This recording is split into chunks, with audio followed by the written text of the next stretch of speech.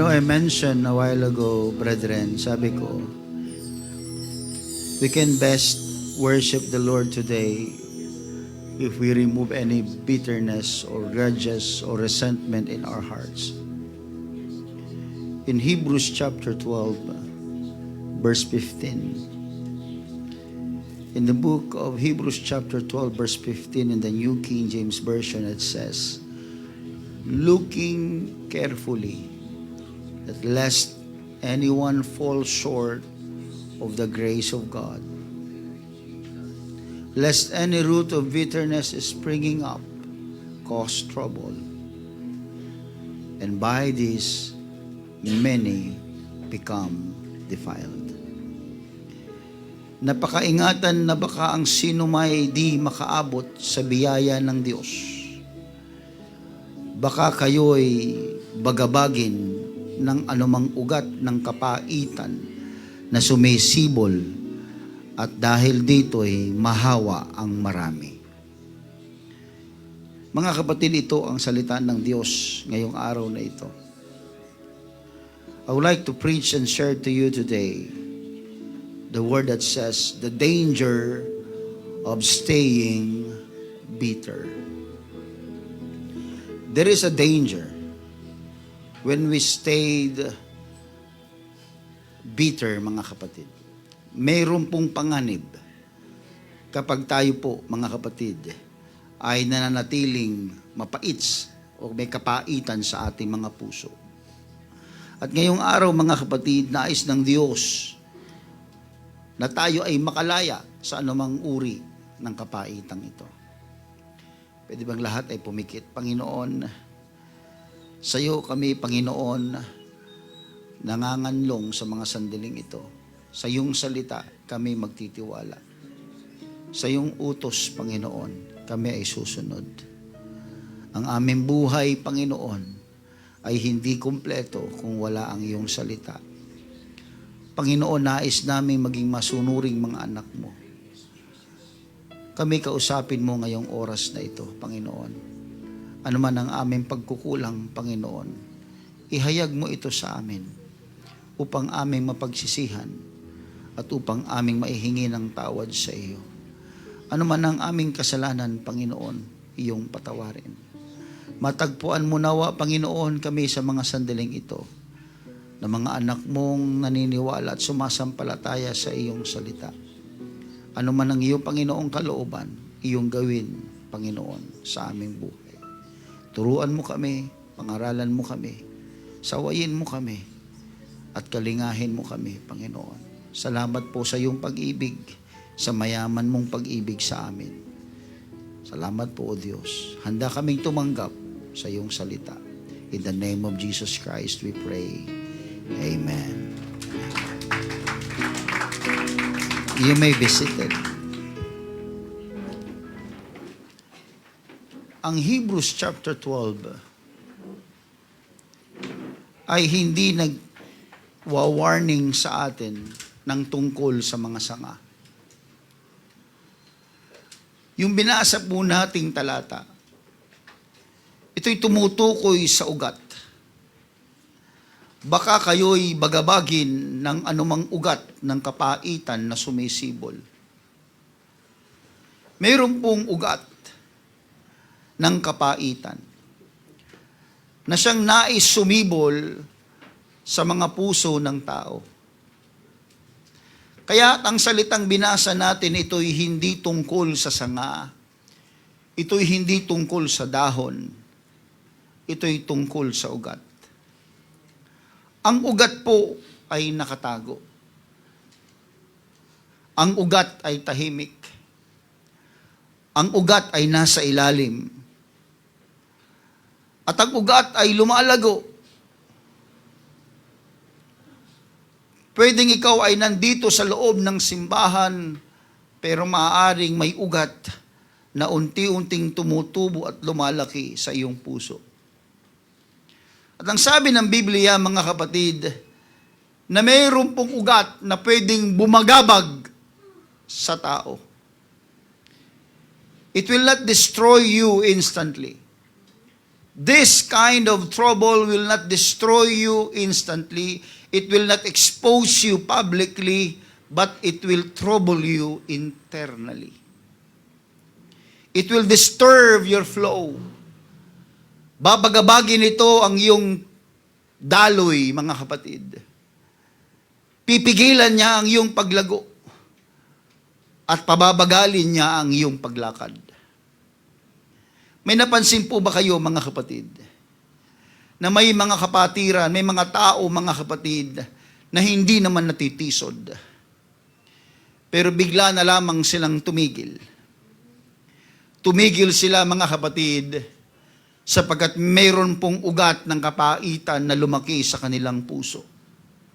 Maaring may mga tao, mga kapatid, na sila'y presente at sila'y aktibo at sila'y naglilingkod sa Diyos, pero hindi na sila kasing sensitibo ng gaya ng dati. Hindi na katulad ng dati ang kanilang pagsuko. Hindi na katulad ng dati ang daloy ng Espiritu sa buhay nila. Hindi sila talunan. Hindi sila bigo. Pero sila ay restricted. Sila ay may hadlang. Ang sabi ng psychology, mga kapatid, may sinasabi sila tungkol sa bitterness. Ang sabi nila, mga kapatid, na ang bitterness daw ay lumalalim dahil sa tinatawag na rumination. Kapag paulit-ulit mong iniisip ang nangyari sa iyong nakaraan, pag paulit-ulit mong inaalala at paulit-ulit mong nire-replay sa iyong isipan ang nangyari, lalong lalalim ang bitterness. Lalong lalalim ang sama ng loob. At habang inuulit mo sa isip mo ang sakit, para mong dinidiligan ang mga ugat, para mong pinalalaki ang mga ugat, hindi ka na lang nasaktan, mga kapatid, sa iyong nakaraan, kundi inalagaan mo pa ang sama ng loob. Kaya pag paulit-ulit mong sinasabi, paulit-ulit mong iniisip ang isang bagay, lalo ito, mga kapatid, lumalalim sa iyong puso at lalong lumalaki ang ugat ng kapaitan. May term pa nga po sila sa psychology na kung tawagin nila ay post-traumatic embitterment disorder or PTED. Ito yung bagang kapakiramdam mo na yung injustice ay naging identity mo na. Na para kang palaging kawawa. Na parang hindi nabigyan ng hustisya ang binigay sa iyo o nangyari sa buhay mo o ginawa ng isang tao para sa iyo. At hindi ka na lang naging biktima sa nangyari, kundi ikaw ay naging bihag ng pangyayari. Hindi na mawala sa isip mo, paulit-ulit na. Nagkaroon na ng traumatic embitterment disorder ang iyong sarili. At sabi pa rin ng psychology, mga kapatid, na kung tawagin nila ay cognitive behavioral therapy or CBT, may mga maling pag-iisip na nagpapalalim ng ugat. Pag sinasabi mong, sinira nila ako eh. Wala nang mangyayari sa akin. Hindi ko sila patatawarin. Pag ganyan ang mga lumalabas sa ating bibig, mga kapatid, hallelujah, malalim na ang ugat ng kapaitan na bumaon sa iyong puso. At habang inuulit mo yan, mas lumalalim ng lumalalim ang ugat. Kaya tama ay yung imagery ng Bible. Tama yung sinasabi ng Biblia that bitterness is a root. Ang kapaitan ay ugat. Hindi ito dahon, hindi ito bunga, kundi ito'y ugat. Ang kapaitan ay isang ugat. Kaya mag-ingat po tayo, mga kapatid. Anumang uri ng kapaitan, anumang uri ng karanasan meron ka at ikaw ay nagkaroon ng kapaitan, yan ay ugat sa iyo. At alam niyo ba, mga kapatid, kung bakit parang tama ang bitterness? Kapag meron kang bitterness, kapag meron kang kapaitan, mga kapatid, parang ang sinasabi mo ay tama. Ang iniisip mo ay tama. Ang ginagawa mo ay tama. Alam mo kung bakit? Sapagkat ang pakiramdam ng isang taong mayroong pong kapaitan, ang kanyang pakiramdam ay gusto niyang proteksyonan, ingatan ang kanyang sarili. Para bang sinasabi ng puso mo, hindi na ako magpapaloko ulit. Hindi na ulit ako magpapabudol sa iyo. Hindi na ulit mangyayari sa akin ang pananakit na ito. Hindi mo alam, mga kapatid, sa ganung bagay na para bang ang gusto mo ay proteksyonan ang sarili mo. Pero hindi mo alam, yung proteksyon na ginagawa mo, ito'y kulungan ng pait sa puso mo. So the more you protect yourself, the more you make your prison so closed and no one can make you free because of that. Kaya nga mga kapatid, tayo mga Kristiyano, tinuturuan tayo ng Diyos, mga kapatid. Kaya nga kanina sa ating Sunday school, nabanggit natin na may bunga ang Espiritu Santo, na kagalakan, kapayapaan. Ang sino mang taong mayroong kapaitan ay walang kapayapaan. Kaya ang gusto ng Diyos sa atin ay maging payapa. Kaya ang Espiritu ng Diyos ay binibigay sa atin upang tayo tulungan sa ating kahinaan. At ang kahinaan ng tao ay ang magtanim ng sama ng loob. Kapaitan. Sa Luke chapter 5 verse 11, may pangyayari na kung saan ang mga disipulo, kasama si Apostol Pedro, mga kapatid, sila po'y pinanghuli ng Diyos ng isda. Pagkatapos mangaral ni Kristo, mga kapatid, sa kanila, inutos ng Panginoon, kayo'y pumunta doon sa medyo malalim at ihagis nyo ang inyong lambat. At paghagis sila ng kanilang lambat, mga kapatid, nakahuli sila ng maraming isda, bagamat kagagaling lang nila doon at wala silang nahuli. At pagdating nila doon sa pangpang, mga kapatid, dala ang maraming isda, mga kapatid. Na-realize ni Pedro na may kakaiba sa utos ng Panginoon. Na-realize ni Pedro na yung kanilang pinapangarap at ninanais nilang makahuli ng maraming isda, bagamat sila'y marunong, sila'y profesional na manggagawa at mangingisda, mga kapatid, pero wala silang nahuli. Pero dahil sa isang salita lamang ng Diyos, na kanilang pinaniwalaan, nagbago ang ikot ng mundo. That's why, when they decided to follow Jesus. And when they had brought their boats to land, they forsook all and followed Him. Mga kapatid, kanina lamang nagnanais sila na makahuli ng isda. Kanina lamang may desire sila, sana naman pumaldo kami sa paghuhuli namin ngayon. Sana naman kami ay makahuli ng marami upang meron kaming mauwi sa aming pamilya. Sana naman. They always think of multiplying all the blessings that they have. They're thinking of blessing. At dumating nga yung blessing. Nung araw na yun, binless sila ng Panginoon. Pero tingnan nyo maigi, mga kapatid, sinabi ng verse 11, they forsook all and followed Him. Pastor, sayang yung isda. Kanina lamang nananalangin silang may isda. Ngayong may isda, iniwan naman nila. Exactly, mga kapatid. They forsook all and followed Him. They did not stay with the fish. They stayed with the command. Maraming tao, mga kapatid, sa panahon natin ngayon, palaging may sana all. At pag dumating yung sana all, mga kapatid, hindi nila napapansin na yung pala ay test of their faith. Mag-ingat tayo sa ating pinapangarap. Mag-ingat tayo sa ating hinahangad. Dahil ang pagbibigay sa atin ng Diyos ng ating hinahangad ay minsan palatandaan o pagsubok ng ating totoong puso sa harap ng Diyos. Nung dumating ang maraming isda, mga kapatid, instead of them enjoying and celebrating all the blessings and all the fishes and all the money, they forsook everything and followed Jesus. Bakit, mga kapatid? Kasi may mga tao, mga kapatid, ang kanilang pananaw ay pansamantala lamang. Pero ang nakita ng mga disipulo, may higit pang kayang ibigay ang Diyos, mga kapatid. Everybody say amen. Nung dumating yung maraming biyaya, mga kapatid, maraming isda, hindi sila nanatili sa isda. Nanatili sila, mga kapatid, sa nagbigay ng isda.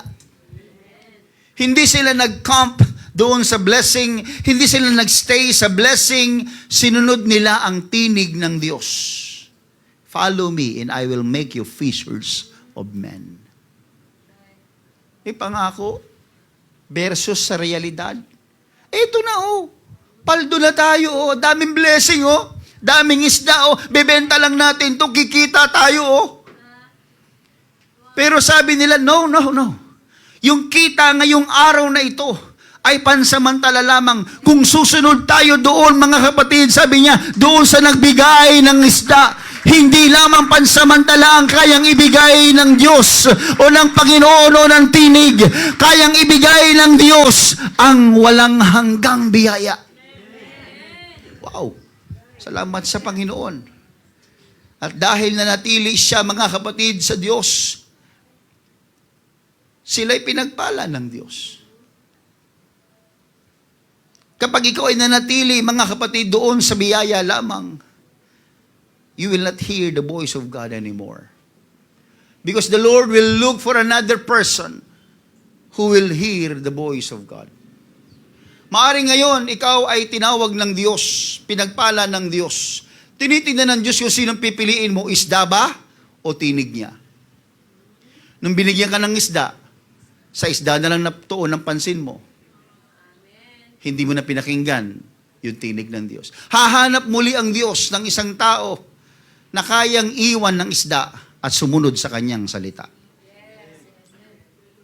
That's why it's a test of our obedience, a test of our faithfulness, mga kapatid. Kaya ang biyaya hindi sinasamba.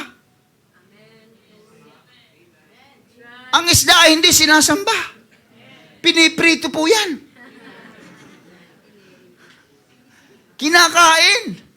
Ginagataan. Wow, sarap naman nun. Wala pa naman tayong patlak ngayon. Iniihaw. Kinikilaw. Kinilaw. Roger, Hindi po sinasamba yan, mga kapatid.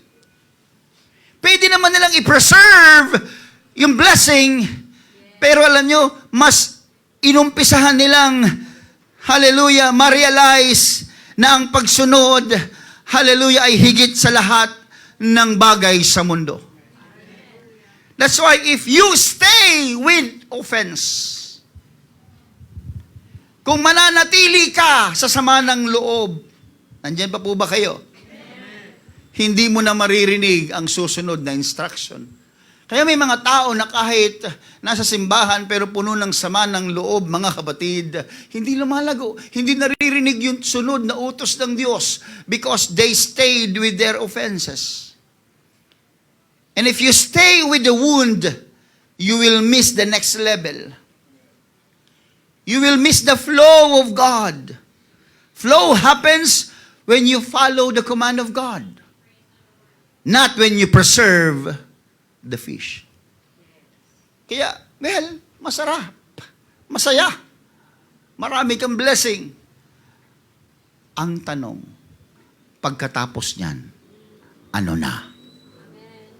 Pagkatapos mangyari ng panalangin mo, pagkatapos bigay ng Diyos yung hinahangad mo, pagkatapos yung pagpalain ng Diyos, ano na?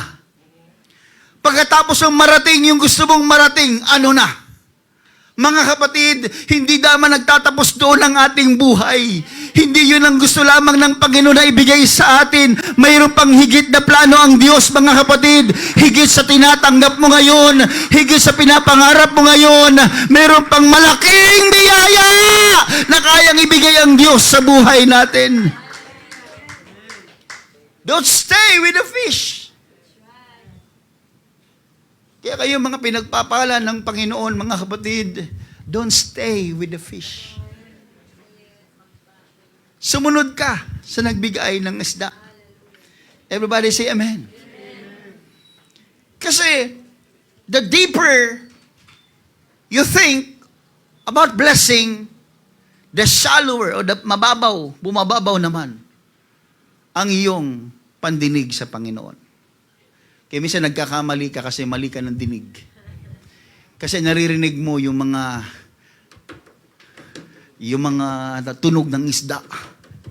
Kaching, kaching. Diba? Ganyan. Yan, tunog ng isda yan eh. Di ba? Ganun ba ang tunog ng isda? Narinig yung tumunog ang isda. Kaching. Ganyan. Di ba? Tingnan mo doon mga pa sa bulungan. Wala kang may ibang maririnig kundi tunog ng isda. Kaching, kaching. Madaling araw pa lang. Tunog ng isda, yung mga kapatid. Alam niyo mga kapatid, when we talk about deep, bitterness, the deeper issue is not what happened to us. Naalala niyo yung may ketong na yan mga kapatid. Nung siya'y lumapit sa Panginoon sa Luke chapter 5 verse 12, ang sabi niya sa Panginoon, Lord, kung willing ka, gagaling ako. And it happened when he was in a certain city that behold, a man who was full of leprosy, he saw Jesus, and he fell on his face and implored him, saying, Lord, if you are willing. Tignan niyo mga kapatid, wala siyang doubt. Buo yung faith niya. Ang sabi niya, Lord, if you are willing, kung gusto mo, you can make me clean. Ang sagot ng Panginoon sa verse number 13. Then he put out his hand and touched him, saying, I am willing, be cleansed. Immediately, the leprosy left him. What is the point, Pastor? Napansin niyo ba? Hindi naman sinabi ng Panginoon, I am willing, be healed. Ang sabi ng Lord, I am willing, be cleansed. Ano pagkakaiba ng pastor? Malaking pagkakaiba, mga kapatid. Because the deeper issue was not in the skin of the leprosy or the leper man. The deeper issue was not in the skin. It was uncleanness. Yung kaibuturan sa loob, mga kapatid. Pwedeng nakangiti ka, pero masama ang loob mo. Pwedeng unat ang buhok mo, kulot naman ang ugali mo. Pwede yun, mga kapatid. Hindi ko sinasabing huwag kayo magpatuwid ng buhok. Mahal nga lang yan, mga kapatid. Pero hindi pagtuwid ng buhok mo, hindi ibig sabihin tuwid na ang iyong kaluluwa. Hindi ko maganda ang iyong kasuotan, maganda rin ang puso at kaluluwa. Kaya hindi pambalat lamang ang kagaling ang gustong ibigay ng Panginoon. Hindi healing lamang, kundi cleansing ang gustong ibigay ng Panginoon. Sometimes, mga kapatid, the deeper issue is not what they did to you. Hindi tungkol sa mga kung ano yung ginawa nila sa iyo. It is what that stays inside of you after they do it. Pastor, hindi mo lang alam kung paano ako napahiya. Hindi mo lang alam, Pastor, kung paano ako siniraan ng taong yan. Yan, I know. Masakit. Mahirap. Alam ko, struggle ka, mga kapatid. Alam ko. But it's not about the skin. It's not about what they did to you. The deeper issue is not what happened to you. The deeper issue is what is your response. Because bitterness is not always about the event. Nung birthday ko, hindi ka pumunta. Magmula ngayon, di na kita friend. Nung kasal ko, hindi ka nagregalo. Di na kita friend. Sana all may regalo pag kinakasal. Yung iba nakikikain lang.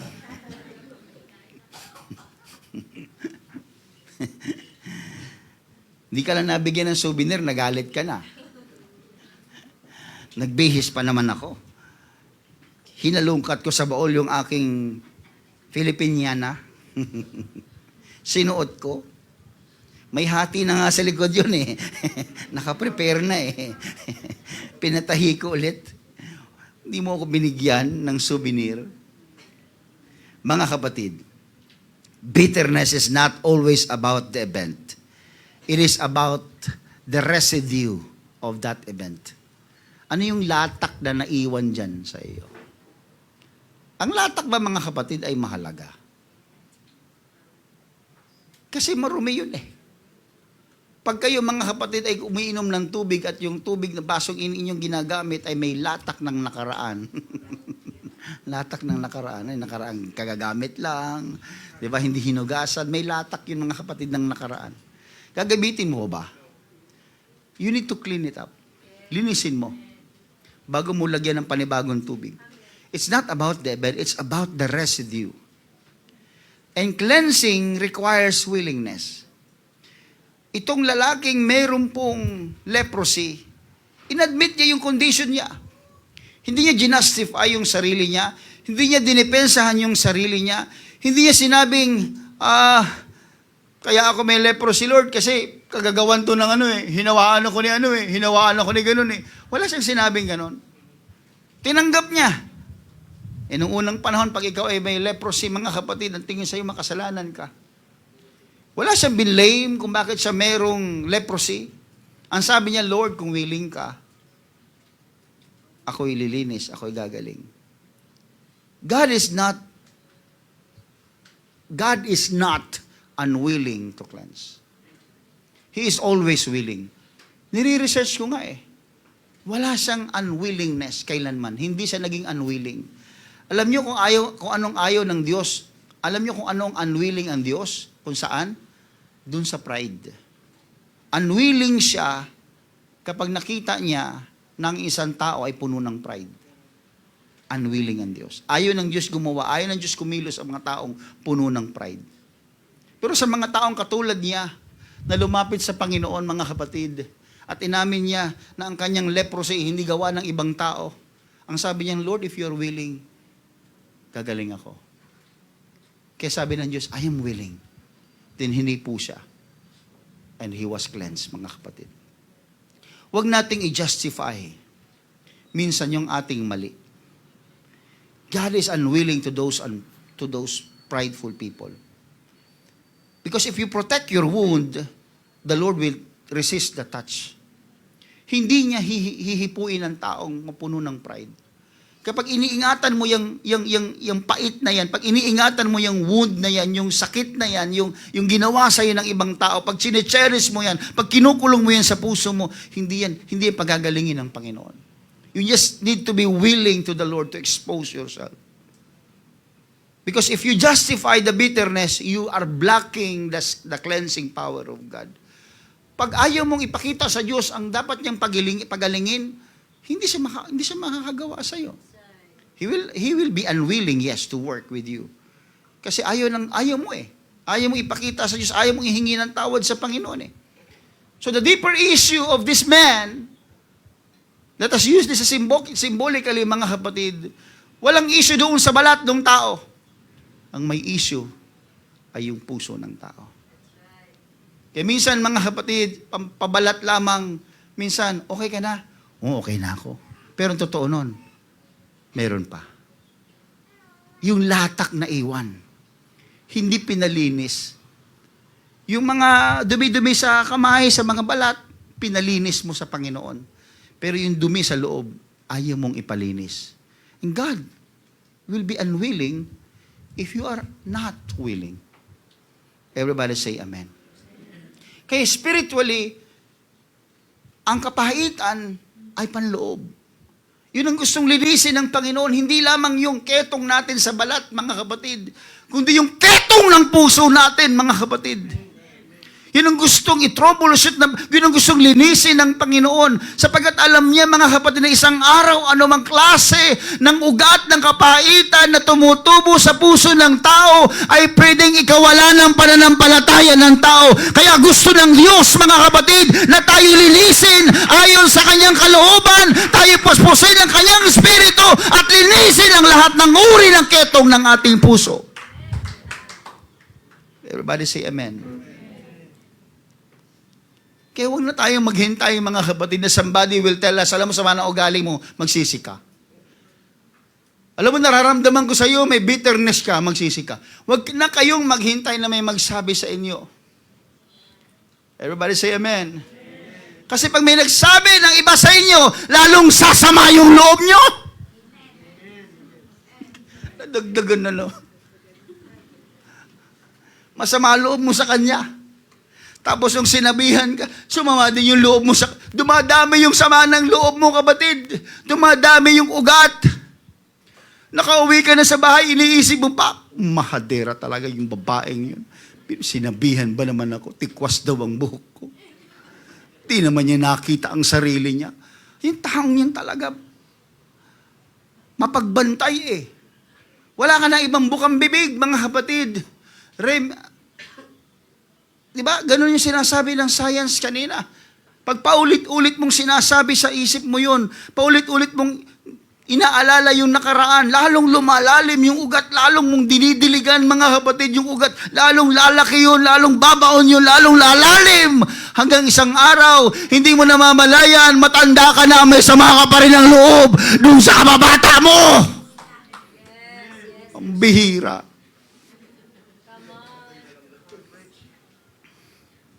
Mamamatay na lang. Naghihingalo na lang ang huling binibilin. Huwag kayong makikipagbati. Sa mga pamilyang yan. Ay, impyerno ka na lang. Yan para nasa isipan mo. Naipamana mo pa yung mga sama ng loob sa iyong mga anak. Huwag nyo lang hintayin, mga kapatid. Masakit yun. Pero pag salita ng Panginoon, ano yung masamang ganda sa salita ng Panginoon? Pag tayo tinatamaan, wala na ibang nakakaalam eh.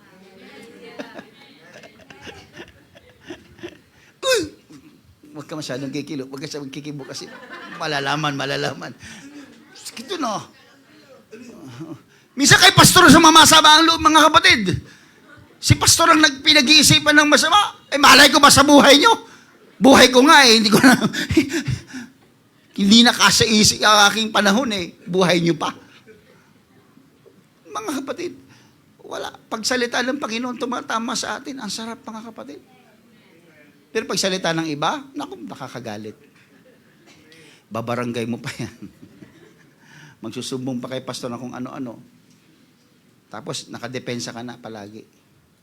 Kasi malalim na. Susunod, di ba? Kaya mangyayari nun, palagi ka na magsusuklay, palagi ka na maayos, at pag mayroong masamang tingin sa'yo, iisipin mo, itong taong to, iba na naman ang tingin sa akin. Katulad din to ni ano eh. Katulad niya rin to eh. Nakukuha nyo, hindi mo alam, lumalabas sa bibig mo, mga mapapait na. Kasi what comes, out of the abundance of your heart, the mouth speaks. Nagsasalita ang bibig kung anong laman ng puso. Eh kung puro kapaitan yan. Di ba? Alam niyo mga kapatid, hindi naman po maiiwasan ang magkaroon ka ng kasamaan ng loob. Pero wag niyong patagalin. Bunutin niyo kagad, ugat yan eh. Anong sabi kanina? Ang bitterness ay root. Ugat yan eh. Hindi napapansin. Walang dahon, walang sanga, walang ang puno yan eh. Ugat lang siya eh. Hindi napapansin yan. At ikaw hindi mo rin napapansin, nandun na pala yan. Pero lumalaki yan, mga kapatid. Kaya huwag nyo nang hintayin. Katulad nung 4 na magkakaibigan, na mayroon silang kaibigang lumpo, mga kapatid. Dinala nila kay Kristo sa Mark chapter 2 verse 1 hanggang 12, mga kapatid. Hindi natin babasahin. Pero alam niyo yung istorya? Di ba hindi sila makadaan sa pinto, hindi makadaan sa bintana, siksikan ng tao, mga kapatid, hindi sila makapasok. Pero walang nag-instruct sa kanila. Faith does not wait. Kapag ang tao may pananampalataya, hindi naghihintay yan. Faith does not wait. It breaks through. Yan ang pananampalataya. It breaks through. Kaya iba hindi naniniwala sa'yo, pero ikaw naniniwala ka because you break through. Amen! You break through, mga kapatid. Kapag may tao may pananampalataya, wala nag-i-instruct sa kanila, uy, dumaan kayo sa bubong. Walang nagsabi. Yung 4, mga kapatid, wala nag-instruction sa kanila, wala nag-organize ng committee.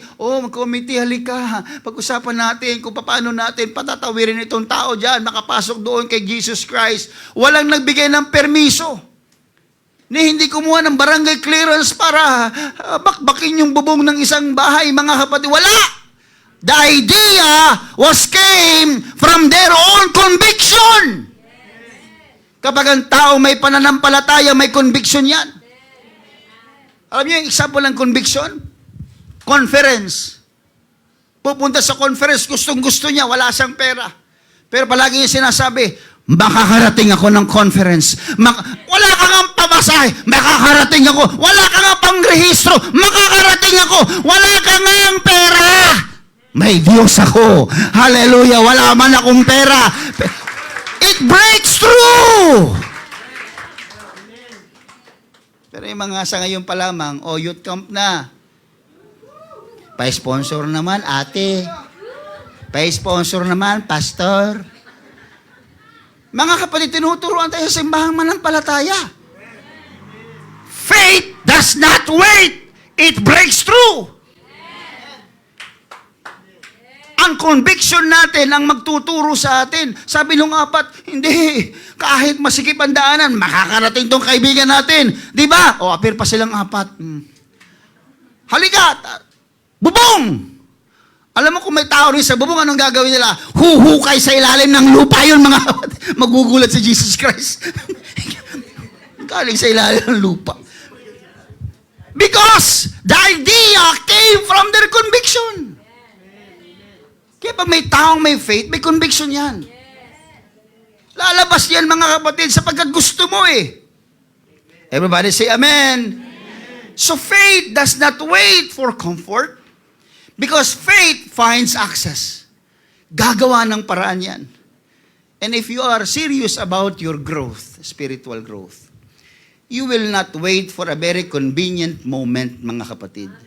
You will break the roof, especially of pride. May bubong ng pride. Wawasakin mo yan. You will tear down the ceiling of ego. You will remove the layer of self-justification. Because obstacles do not stop faith. Crowds do not stop faith. Closed doors do not stop faith. An offense should not stop every one of us. Kahit may katitisurahan, kahit ayaw mo na talaga sa mukha niya, kahit amoy niya pa lang, nasusuka ka na. Hallelujah, mga kapatid. Walang pwedeng pumigil sa iyo magpunta sa gawain ng Panginoon. Kahit nakakatisod na ang katabi mo, kahit nakakatisod na yung usher, kahit nakakatisod yung preacher, hindi ka mapipigilan sapagkat hindi naman sila ang Diyos na pinupuntahan mo. May Diyos na makapangyarihan na nakakakita ng lahat ng bagay. Alam niyo, minsan kahit tisod na tisod kayo, alam ko, nakaupo pa rin kayo dyan. Okay na, dumaming amen. Minsan kahit na wala kang gana magsimba dahil may narinig kang sinabi ng isang kapatid mo tungkol sa iyo na hindi mo nagustuhan, sisimba ka pa rin. Huwag niyong hayaan na pigilan kayo. Faith does not wait. It breaks through. Yan ang pananampalataya. Kung nasabihan ka lang na, sister, di bagay sa'yo yung suot mo, di ka na nagsimba. Breakthrough. It breaks through. Hindi. Sinabihan ka lang na, hindi naman talaga bagay eh. Para kang bandila ng Pilipinas eh. Kung hindi bagay, tanggapin, hindi bagay eh. Pero hindi pwedeng mapigilan yung pananampalataya mo. Ano ngayon, kung mukha akong bandila na nagpupuri sa Panginoon, di para kang flag na nagwe-wave kay Lord, makabayan. Ano ngayon? Wala silang pakialam. Everybody say amen. Hayaan nyo na po, mga kapatid. Kasi pag tinanim nyo yan sa puso ninyo, hindi tayo uusad. Hindi tayo uusad. Minsan ako, mga kapatid, habang nandun sa opisina, pinaalala ng Panginoon sa akin to, hindi kayo makakausad kung ganyan. Hindi kayo makakausad. Kaya sabi ko, Panginoon, turuan nyo kami, Panginoon. Na bagamat kami naglilingkod na sa iyo, may mga bagay kaming nakakaligtaan. Hindi kami perpekto, Panginoon. Kaya mga tisod, mga kapatid, Marami ng taong natisod. Sa simbahang ito, for ilang taon na tayo? 22 years? 21 years? Marami natisod dito, Brother Roger. Wala nang iba-iba, patay na nga eh. Joke lang. Joke lang. Marami na natisod dito. Magsimula nag-uumpisa pa lang ng simbahan doon sa Ipil, sa loob ng Pilar. Marami na natisod. Way back 2004.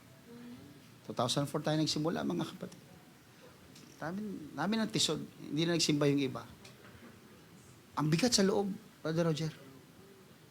Ako'y pastor siyempre eh. Iisip ko palagi, sabi ko, bakit sa simpleng bagay ang bilis nating magdesisyon na iwan ang Panginoon? Samantalang si Lord, karimari-marim, kasuklam-suklam na nga tayo sa harap niya, pero hindi siya tumalikod eh. Kahit yung tumanggap ka, paulit-ulit ka pa sa ginagawa mong mali, hindi naman siya natisod sa iyo ah. Mahal ka pa rin niya eh. Pero tayo mga kapatid, may nagawa, hindi naman Diyos siya nakagawa ng mali eh. Tao naman eh. Pero tanim tayo ng sama ng loob mga kapatid sa gawain. Hindi na babalik sa church. Ayaw na lang magsimba. Ang dahilan, pag tinanong mo, kapatiran. Eh kung kapatiran pala, hindi sila ang wag mong pansinin. Hindi yung pati ang Diyos dinadamay mo. Hindi sa simba. Sa bahay naman, pastor, nananalangin ako eh. Mga kapatid, lumang tugtugin na yan. 2026 na tayo ngayon. Hindi totoo yan. Kaya nga nung nag-pandemic, nung binuksan ulit, nung pinayagan na mag-fellowship, uhaw na uhaw tayo. Kasi alam naman natin ang totoo eh. Sa bahay, nakapagpupuri ka ba? Hindi. Kung nakapagpupuri ka man, very limited ang oras mo. Ikaw nakakaalam nun. Hindi mo na kailangan lokohin sarili mo. Pero pag may gawain ganito, mga kapatid, kahit pagod na pagod ka, ito galing pa sa biyahe ito. Galing sa biyahe, iba, galing pa sa malalayong lugar, iba, puyat pa sa inyo. Ang iba sa inyo, mga kapatid, para kayo mga kwago, sa gabi kayo gising, mga kapatid. Kayo mga kwago, alam niyo yun. Diba? Ang buhay nila ay baligtad ang kanilang oras. Pero, araw ng linggo nandito, nagsisimba. Ang iba sa inyo may mabibigat ng problema, pero nandito nakangiti, nagpupuri. Alam niyo kung bakit? Kasi ibang-iba. Ito yung dinisenyo ng Diyos na pagtitipon, na ang kapupulutan mo ito ng kalakasan ng iyong kaluluwa, mga kapatid. Kaya please, huwag tayong magpapigil sa mga katulad niya, no? Hindi sila nagpapigil sa maraming tao. Ang kanilang pananampalataya nagdala sa kanila sa magandang ideya. Huwag tayong patitisod. Huwag tayong papipigil. Magpatuloy tayo. Gagaling ang kaibigan natin. Kailangan ng kaibigan natin si Kristo. Kailangan ng kaibigan natin ang kagalingan. Imagine, mga kapatid. Kaya, ang bitterness, it grieves the spirit. Kapag tayo po mga kapatid ay naglilingkod sa Panginoon, tapos meron tayong kapaitan sa ating puso. Ang sabi ng Ephesians chapter 4, verse 30, huwag daw natin pighatiin ang Espiritu Santo. And do not grieve the Holy Spirit of God. Pag sinabing grieve, mga kapatid, it is something that may resentment ka, may bitterness ka. Huwag mong pigatiin, huwag mong bigyan ng bitterness yung Holy Spirit. Do not grieve the Holy Spirit of God by whom you were sealed for the day of redemption. Verse 31. Tingnan niyo mga kapatid.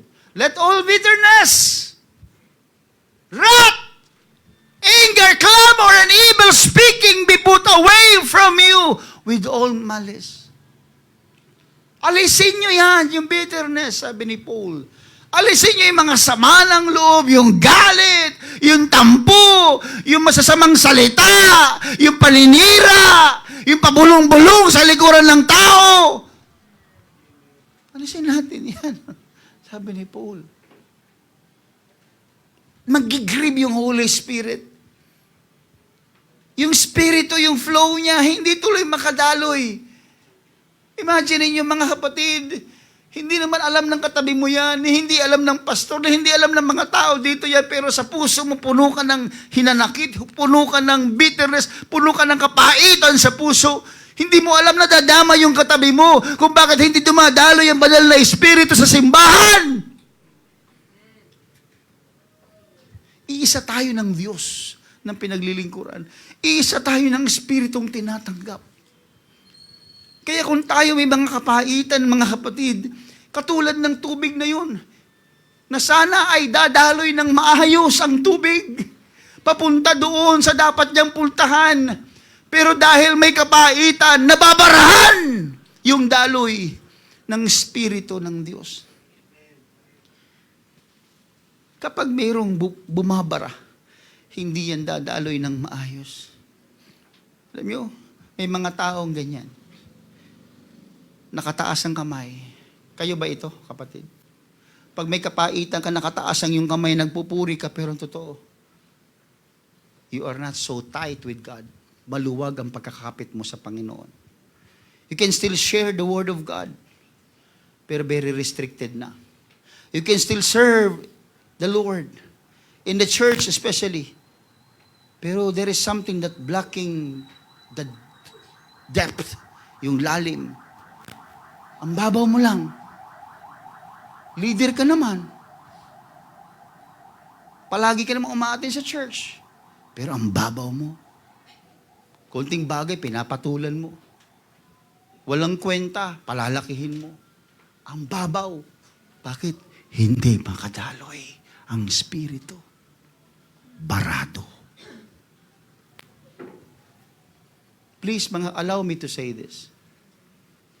Just let me preach this, brethren. This is in my heart.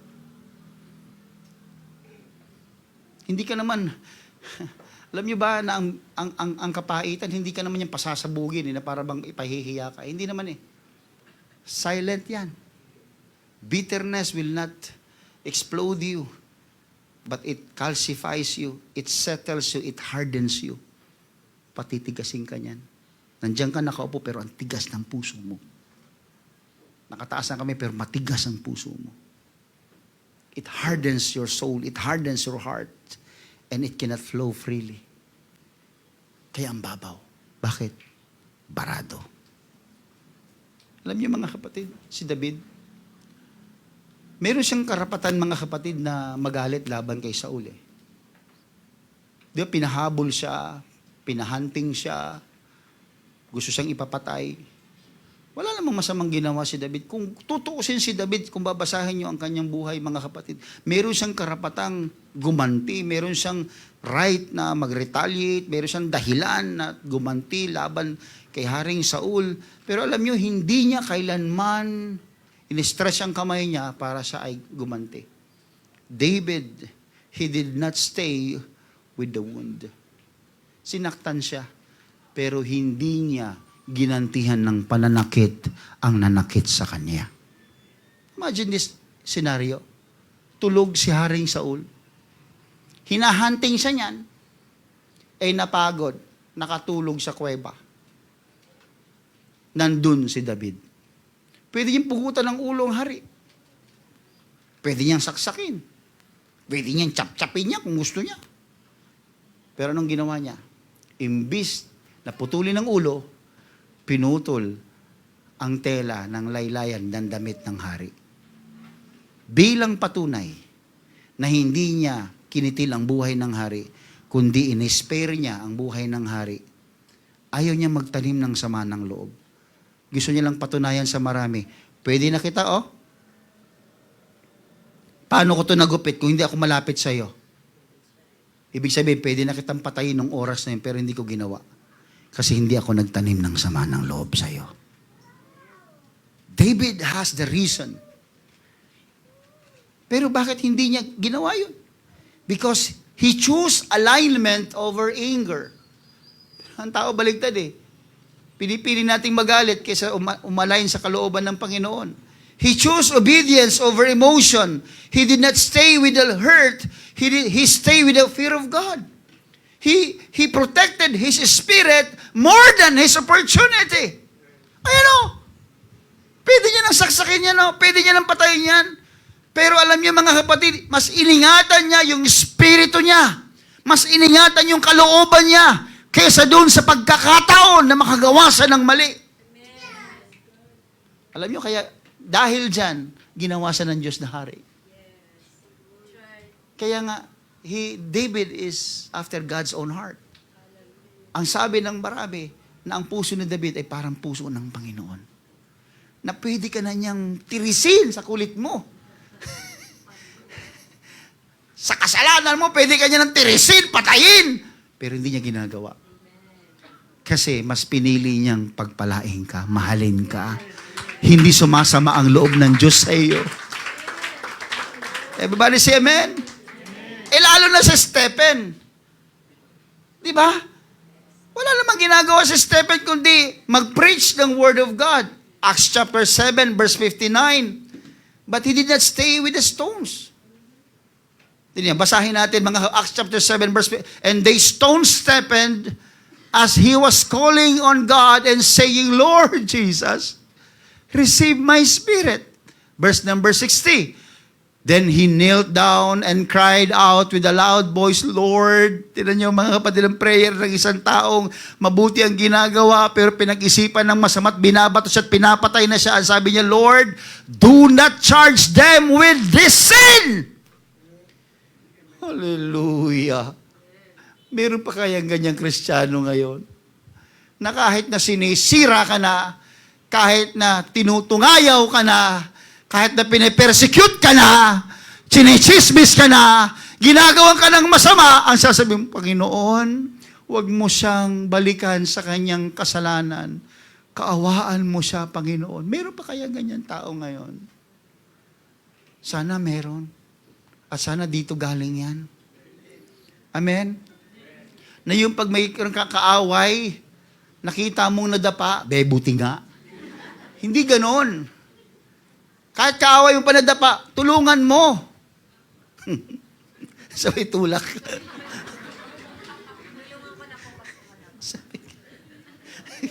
Hindi, joke lang. Pag nadapa, i-post mo. Joke lang. Huwag mong gawin, mali yun. Erase. Baka mag-viral na yun. Hindi na pahiya, hindi nakaganti ka na. Hindi, joke lang. Lord, lay not the sin to their charge. They threw stones. Pero habang binabato siya, mga kapatid ng bato, hindi siya nagkikimkim ng sama ng loob. Ang kanyang binibitawan ay biyaya, mga kapatid. Maaring mapatay nila ang laman at katawan ni Stephen, mga kapatid, pero hindi kayang patayin ng spirito ni Stephen, mga kapatid. Because he guarded his spirit. He did not stay with the stones. He stayed with the command of Christ. Ikaw, babato ko nga lang na isang bato eh. Tuk, aray! Di kita kakalimutan na binato mo ako. Sinabihan ka lang di maganda, binato ka lang ng salitang di maganda. Naku, pati sa mga anak mo, pinamana mo na yung sama ng loob. Huwag pong ganun, mga kapatid. Sabi nila, pag binato ka ng bato, batuhin mo ng tinapay. Laghin mo daw sa garapon. Salbahe kayo. Huwag ganon. Bad yun. Huwag mo ilagay sa garapon. Tanggalin mo sa garapon. Oo. At yung tinapay, dapat gardenia. Malambot, masarap kahit walang palaman.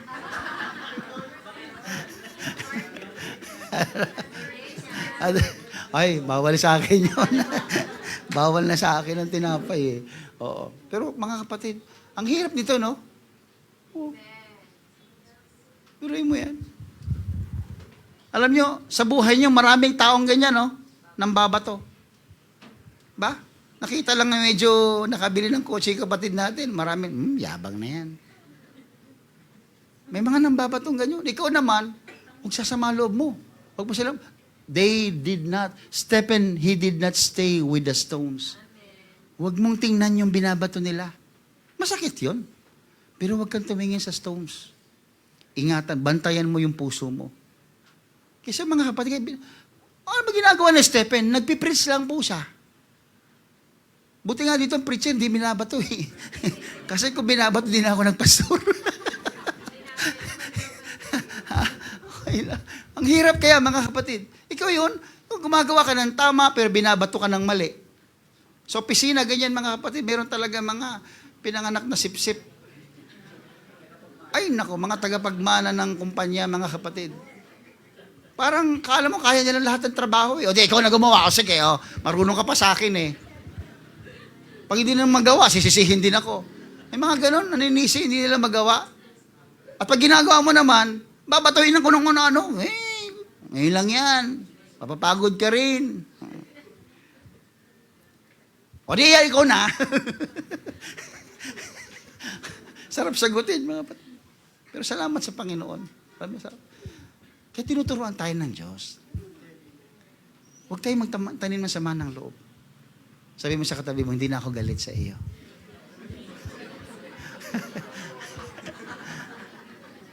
Sige na, sabihin mo. Huwag ka mahiya.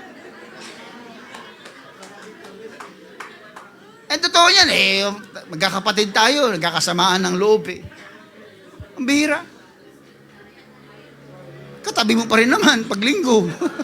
Kausap mo pa rin naman, di ba? Nagiging plastic na lang tayo minsan eh. Huwag yun, walang plastikan mga kapatid. Patawarin natin. Kung sa likod mo naman, sabihin, pinapatawad na kita.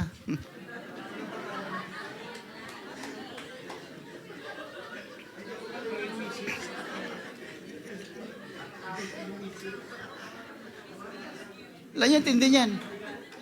Alam mo, tindi nito pinag-uusapan natin. Bago ako magtapos, pakinggan niyo mga kapatid. Alam niyo, lalo pag yung talagang sobrang lalim na ng ugat, pangalan pa lang, high blood ka na eh. Ang matindi yun. Pag pangalan pa lang, medyo nag-iinit na yung ulo mo, mga kapatid. Stress ka na noon. Pag darating si ano, ba't siya darating? Wala siyang puwang dito. Yung mga ex nyo, mga kapatid na, di ba? Yung mga ex nyo, ganyan, di ba? Natataka ako mga kapatid, sa mga kabataan, yung may ex. Di ba? Ba't ang sama ng loob nyo sa ex? Tanong, bakit masama ang loob nyo sa ex? Mapanakit? Hindi. Tinanggap mo noon yan, tapos sabi mo ngayon, mapanakit. Ikaw tumanggap niyan eh. Ha? Kaya mga kapatid, huwag yung pagalitan yung mga ex niyo. Patawarin niyo sila.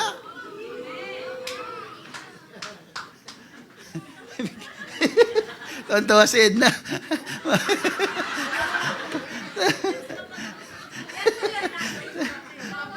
Wala siya ex. Pangalan pa lang, mga kapatid, may epekto na yun. Pag may epekto yan. Tapos gusto mo ng revival? Gusto ko mapunta sa church, gusto ko ng revival. Ang bira revival, pangalan pala nababanggit na sumasama ng loob mo. Paano ka magkakaroon ng revival niyan? Alam niyo mga kapatid, balikan natin si Pedro. Bago ako magtapos malapit na ako matapos. Ano niyo mga kapatid? Alam niyo, nung si Pedro ay namangha sa kapangyarihan ng Panginoon, isang salita lang ng Diyos, nagbago ang lahat. Bumalik kayo doon sa laot, ihagis yung lambat nyo sa malalim. Pagbalik nila, ang daming uhuli. Alam mo, nagtanong ako sa sarili ko, bakit napili ni Pedrong sumunod kay Jesus? Iniisip ko talaga kahapon yun. Pag uwi ko galing simbahan, bakit pinili ni Pedro si Lord talaga? Doon na yung isda, dami na Yun nga yung gusto mo kaya ka nga nanghuhuli ng isda Pero, alam nyo, naisip ko, by impression, sabi ng Panginoon, kung kaya niyang punuin ang walang laman na lambat ng isda, kaya niya rin punuin ang pusong walang laman ng galit. Kaya alam nyo, kung kayong araw na ito ay hindi nyo i-empty yung laman ng puso ninyo, anong ilalaman ng Diyos dyan? Gusto mo ng revival? Gusto mo ng blessing? You need to be willing to empty your hearts today. Kung gusto mong ikaw pagalingin ng Panginoon, linisin ng Diyos, start to admit you're wrong. Start to say, Lord, yes, masama ugali ko. Panginoon, pasensya ka na. Panginoon, patawarin mo ako. Hanggang ngayon, masama ang loob ko sa Kanya. Kung kayang wasakin ng 4 na magkakaibigan yung bubong para lamang maginhawahan yung kanilang kaibigan, hindi mo ba kayang wasakin yung bubungan ng pride mo? Para lang guminhawa din ang pakiramdam mo. Hindi mo maiiwasan ang pananakit ng iba, pagbato ng iba, pangungutya, pagpuna ng iba. Pero alam niyo, ang tisod ay optional po yan. Ikaw po ang magsasabi kung katisod-tisod yan o hindi. Kahit anong sama ng bibig nila, kahit anong sama ng balita nila, kahit na anong ginawa nila sa iyo, meron kang option na huwag tanggapin ang lahat ng sinabi nila. Delikado po ang bitterness. But instead of having bitterness, why don't you release the grace of God? Why don't you bring flows? Release the cleansing power of God. Because when you are released, mga kapatid, it brings cleansing. When God released you, it brings movement. Yung daloy ng tubig sa ilog ay muling dadaloy ng maayos. Magbibigay ng paglago. Kapatid, don't stay with the fish. Don't stay with the wound. Don't stay with the stones. Follow the command of God. I-admit mo ang iyong condition. Break the roof. Uproot the root. And let the river flow again. And grow. And grow. Makinig ka, kapatid. Makinig ka maigi. Ang iba sa inyo, mga kapatid, ay maaring napagod at nahirapan sa sama ng loob. Kasi hawak-hawak mo yan. Ayaw mong bitawan. Ang iba naman sa inyo, mga kapatid, hindi naman dry, pero parang walang gana. Kasi may binabantayan ka. Ang iba sa inyo, hindi naman mahina. Pero dahil nakatuon yung attention mo at lakas mo sa isang bagay, sa negatibong bagay, hindi mo man sabihing mahina ka, pero nanghihina ka. Ang Espiritu ng Diyos ngayong araw ay nagsasabi sa atin, release it. Hindi dahil maliit yung ginawa nila sa iyo o maliit na bagay lang yung ginawa nila sa iyo. Hindi dahil hindi masakit kaya i-release mo na lang, no. Hindi dahil deserve nila ang forgiveness mo, no. Kundi dahil pwede mong dalhin yan sa next season ng buhay mo. That's why you need to release it. Nagpipray ka ng paglago, di ba? Nagpipray ka ng revival, nagpipray ka ng anointing, nagpipray ka ng, sana buksan ng Diyos ang durungawan ng langit at ibuhos sa akin ang mga pagpapala. Pero alam nyo, hindi mangyayari kung hindi ka muna willing na mag-release ng laman ng puso mo ngayong araw. Ang sabi ng binasa natin sa book of Hebrews, a root of bitterness will trouble you. Yes, gagambalain ka niyan. Ang ugat ng kapaitan ay gagambala sa buhay mo. Hindi lang sila ang matutrouble, pati ikaw. Hindi lang yung prayer mo. Hindi lang yung sensitivity, hindi lang yung authority, hindi lang yung growth mo ang apektado. Hindi pinapangaral ito ngayon para may pahiya ka. Hindi ito pinapangaral para saktan ka. Hindi ito pinapangaral para i-expose ka. Kundi para linisin ka. Para hugasan ka. Kundi para palayain ka. Para bigyan ka ng kapayapaan.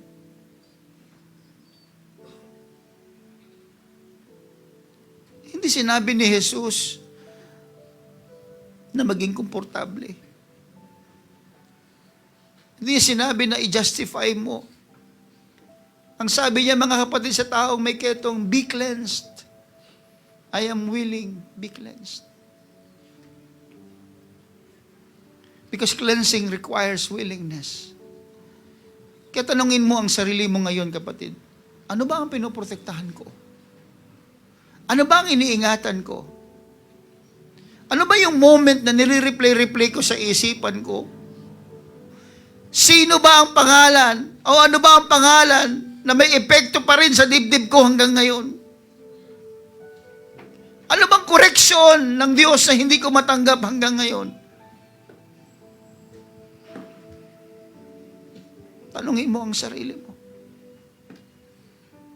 Because what you hold today eventually will hold you tomorrow. And it will hold you forever kung hindi mo ito bibitawan. Mga kapatid, this is not about the person who did wrong to you. This is not about them. Hindi ito tungkol sa kanila. This is about you. This is about your calling. This is about your growth. This is about your destiny. If you stay with the fish, mamimiss mo ang command ni Lord. If you stay with the wound, mamimiss mo yung cleansing ng Panginoon. If you stay under the roof of pride, mamimiss mo ang breakthrough. Faith does not wait. Faith breaks. Faith moves. Faith releases. May mga tao dito, mga kapatid, na you have been asking God for increase. Lord, palain mo naman ako. Lord, palaguin mo naman ang negosyo ko. Lord, pagpalain mo naman ang mga anak ko.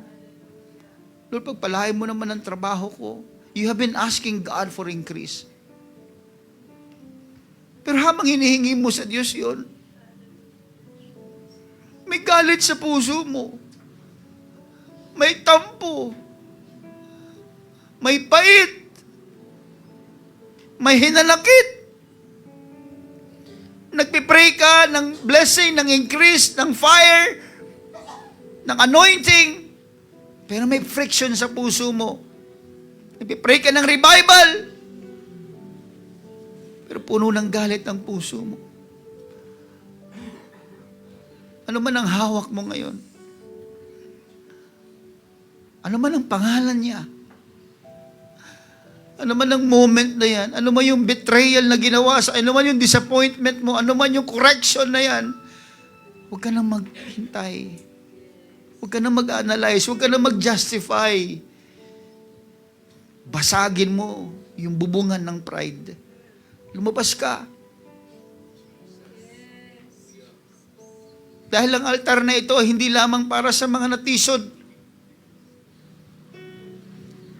Ang altar na ito ay hindi restricted. Ito ay para sa lahat.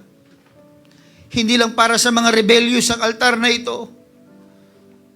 Pero sa mga taong gustong lumago sa pananampalataya, ang altar na ito ay para sa kanila. Bunutin mo ang ugat ng kapaitan. Patawarin mo sila. Tanggalin mo ang pangalan nila sa puso mo. Bunutin mo. Huwag mong i-manage. Huwag mong i-trim. Bunutin mo. Ngayon, nandito ang presensya ng Diyos. I-release mo. And let the river again flow. Hayaan mong dumaloy ulit ang biyaya ng Diyos. Hayaan mong huminga ulit. Hallelujah! Nang maluwag ang iyong puso. At kapag binitawan mo yan, mararamdaman mo, hindi dahil lamang sa emosyon, hallelujah, kundi dahil nawala ang restriction, nawala ang bigat, nawala ang pait, nawala ang ugat na kapaitan.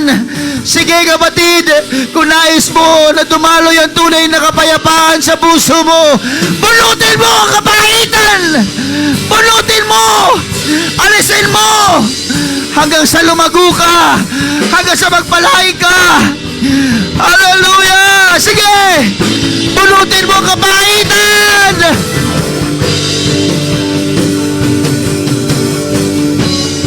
Sige! Hallelujah! Kurasya karababahayara. Sige, mga kapatid. Tanggalin mo sa iyong puso ang kabaitan. Bunutin mo ang pangalan na yan. Tanggalin mo yan sa puso mo. Huwag mong ulit-ulitin sa isipan mo. Patawarin mo ang taong yan. Pakawalan mo siya upang makalaya ka rin. Sige!